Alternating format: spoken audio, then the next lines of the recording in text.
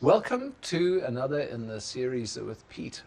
And as I start today, I want you to do some self-analysis. How productive would you rank yourself as being? Just spend a few seconds saying, right, if it was out of 10, what would you rank that as? 1 or 10? Most of us would rank that in the 8, 9, or 10. And most of us would rank it in 8, 9, or 10 because we can fill our time. And therein lies the misnomer, because filling your time does not give you productivity. What you output gives you your productivity. How much you achieve gives you your productivity. How you use your time gives you your productivity. We're going to deal with time in a separate section.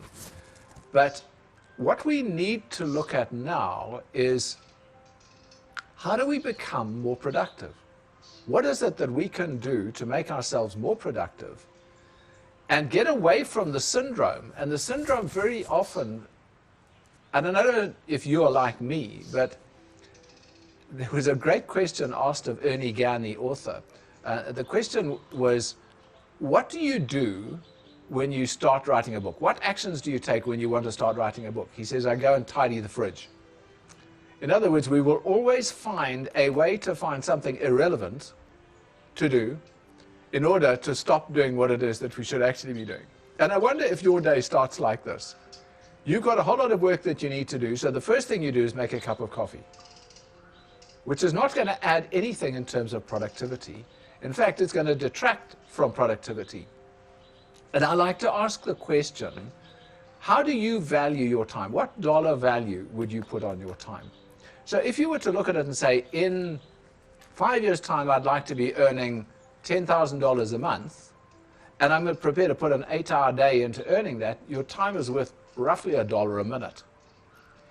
If that's the case, that cup of coffee has just cost you $5 to $10.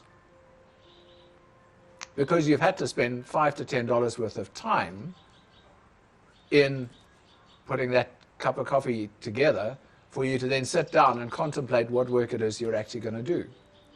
Because time is not a recoverable commodity. Money is.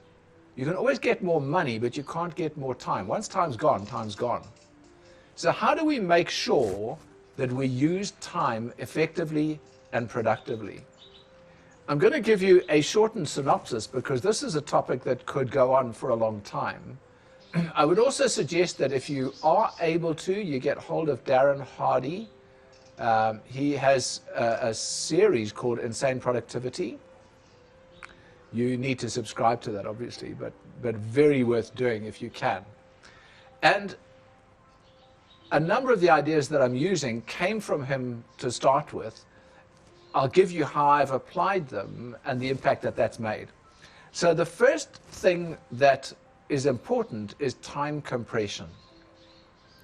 And what we know is that if you've got 3 hours to fulfill a task, you will make sure that the task takes 3 hours to fulfill. If suddenly you chop that in half, the chances are you could do it in the same length of time. If you were to chop that in half again, the chances are you could still do it in that same period of time. That's called time compression, because by doing that, now what was going to take you 3 hours is now going to take you less than an hour. You've bought yourself time. In other words, you've manufactured time by doing that. So how do you do that? How do you get to the point where you can start that time compression? What you need to do is look at what is important to achieve in today. What would you normally have given as the time for that? And then halve it. Halve it again. So if you had a target of the number of sales you wanted to make in a day, for example, so the number of telephone calls you were going to make, give yourself X in terms of hours. Halve that time and see if you can perform that. Halve that time again and see if you can perform that. Because by the time you've done that consistently for a period of time, suddenly you'll find you've got extra time in your day that you can deploy somewhere else. Try it. I promise that works. For me, it was the telephone calls. And that for me was the thing. As I started to get to grips with this, that was what now freed up huge amounts of extra time for me, because I was fulfilling time in between calls by delays, cups of tea, a thought break, looking out the window. Whereas if you could compress it, you would now have a completely different day, and you could use the 2 hours for whatever it was that you wanted to do, but use it productively without a feeling of guilt.